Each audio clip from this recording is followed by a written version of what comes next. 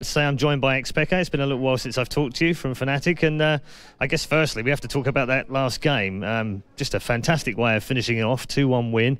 And did everything go the way that you wanted it to go, even though you lost the second game? I still did. Like, the first game was our perfect game. We got the heroes we planned to. They didn't get anything that was scary for us. And the first game was like, yeah, perfect. The second game, I think the picks were not the best. We could have picked better. I didn't want to play Orianna, but I picked her, and it was not the problem. I think the main problem was in one action when I don't know if we were ahead or not, but in one action we lost like 3,000 or 4,000 gold. They went bottom, they killed someone, they killed me top, they took the turret, and then after that they took Drake and me turret. And after that it was like, what can you do? That's 4,000 gold plus levels. Let's go back to the first map, because I don't want to not talk to you for the next 10 minutes or so without mentioning that escape. As a Nidalee player and a Nidalee fan, I was sat there glued to the screen thinking, oh my God, how is he going to get out of this? He's never going to get away. And not only did you get away, but it just went on forever. Talk us through it. I don't even remember how it started. It started bottom? Was it bottom? Yeah, I think it was bottom. It was into the bush, and you had virtually no health left. I used jump, and I had like no health at all. But I still had barrier. And flash? No, I think I burned flash. No, you burnt flash already, but I had barrier. I realized it was not needed. I could just keep running. I healed myself once. Then I keep running. And like, these guys probably think I don't have barrier, so I'm just gonna go through 2 turret. Vladimir is gonna probably ignite me or ultimate me or whatever. He had flash goals, I think. He's gonna do whatever and leave me die to turret. So I'm just gonna barrier there. So I do that, he stopped chasing, then they tell me Riven is coming through the jungle, and I'm like, oh, I'm just gonna keep going to their base. And I keep going up, Riven fails the ultimate, then they are like, just come through the jungle, and I'm like, no, fuck it, let's just go through the through the top turret. And I survived, like, with 1 HP, I healed myself, and I survived the turret thing. Yeah. It was like kinda lucky, at some point I knew what I was doing, but it was kinda lucky that they didn't react all the way. Yeah, at some point you knew what you were doing. Yeah, at some point. After I ran for... You fooled me. After 2 minutes I knew what I was doing, yeah. Right. Okay, and in terms of the little showmanship between Rekkles and Doublelift, what are your thoughts on that? Is that just a good bit of fun to I think it's cool. I think it's cool to have that stuff. Like, it means a lot in League, like, how do you call it, clash between some players. Yeah. And I think it's perfectly fine to have Rekkles tweeting something like, you're going to get wrecked before the game to Doublelift, and CLGB, like, let's see if he can keep his war and stuff like that. That creates drama, that makes the game more interesting, because every time Doublelift died or Rekkles died or something, I'm sure the chat went crazy when they double kill bottom, Rekkles and Yellowstar. When they double kill, I'm sure the chat went crazy, and I think it just makes it more fun. And it's nothing personal, it's just in-game stuff. Yeah. And I think it's totally fine, and I like it. So Rekkles was with you a year ago, IEM Cologne last year, and it's taken him a while to come back because obviously he was very young. He's still only 17, seems like he's been around forever. How good is he now, and how good do you think he can be in the future? Okay, I see. He's actually exactly where we left it. Second place of Cologne. That's the last thing we did with him last year. So now we should try to get the first place and improve. But I think the difference is that last year there was no one at his level. There were like really little AD carries at his level. Maybe him and a couple more, like 2 or 3 AD carries that were that good.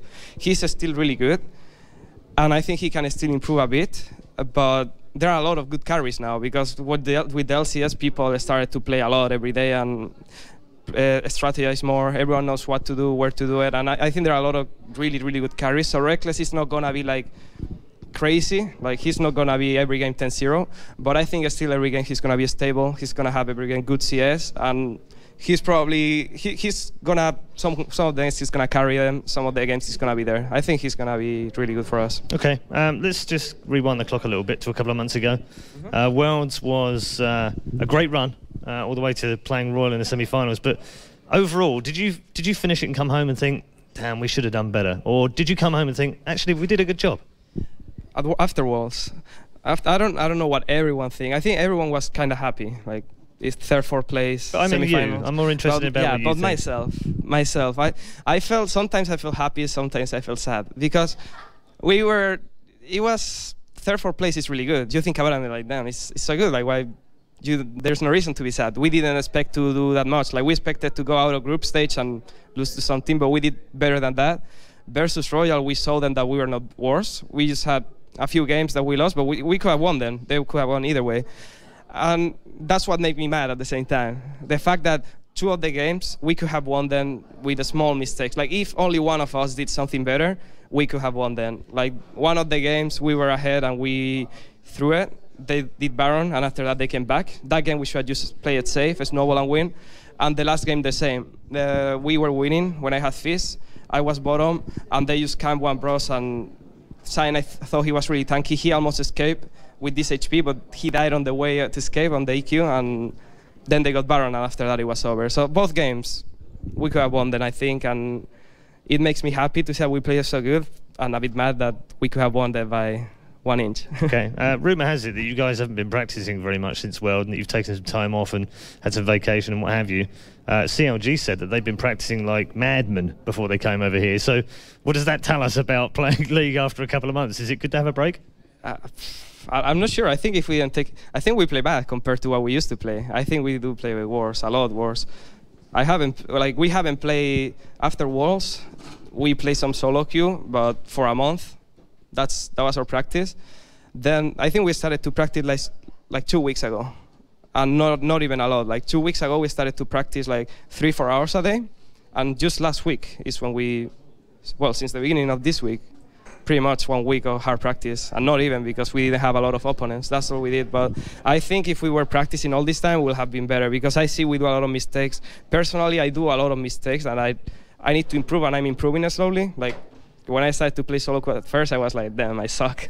but now it's getting better, and I think I know the problem, so it's just about fixing it. Okay. There's been a lot of changes in League of Legends teams over the last couple of months since Worlds. They sparked off a whole transfer debacle that went on for a while with Bjergsen, and then other players have fallen into place, and teams have made changes up to 4 sometimes of their 5 players and just kept 1. You guys have pretty much kept the same team, just brought in one guy that you already knew, so it doesn't even feel like a new guy in the team. What have your thoughts been about just looking, stepping back and looking at what's going on and thinking, we're really fine, we've got a nice settled team and everyone else is going crazy? Well, I think we had it really good. Like, Soas is a really good player.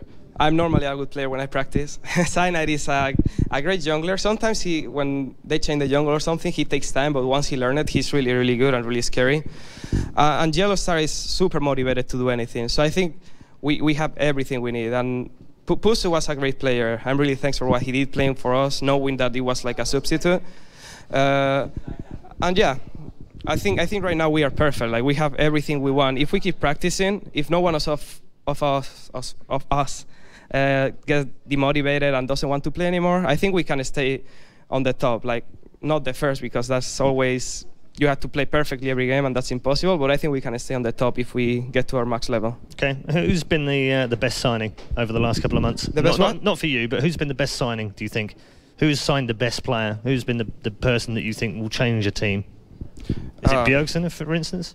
I will say Nip getting the good players of Lemon Dogs is changing everything. They got like, their mid laner was equal with Bjergsen, I think. I don't think Bjergsen is really good, but I don't think he was better than Nuke Dog. Maybe it's hard to tell, I don't know, because the thing is Bjergsen has never competed versus Korean teams or American teams or something, while Nuke Dog didn't either. That's why I think he played worse at Worlds. I don't know how Bjergsen will do, but probably Thoro, Mithi, and Nuke Dog to Nip is the best move, I think. All right, one last question. Let's talk about Gambit now. Grand final, Gambit Gaming. How do you think you'll fare? I don't know. For me, this feels like an LCS now. Yeah, like another week in another game. There we go again. But there's a lot of money on the line, and there's a trophy for grabs as well. First one after the World. Yeah, the trophy. I saw it before. You did. I saw you eyeing it up. You like the look of it. How did you see me? I did. I saw you though. You had your shades on. You were checking it out. You had one hand on it. Yeah, it will be cool. Last year we didn't make it to the trophy. We were so close. One game. Hopefully, it's Gambit. Gambit is always fun to play. We know each other a lot. They know us. We know them. We have been without practicing each other for a long time.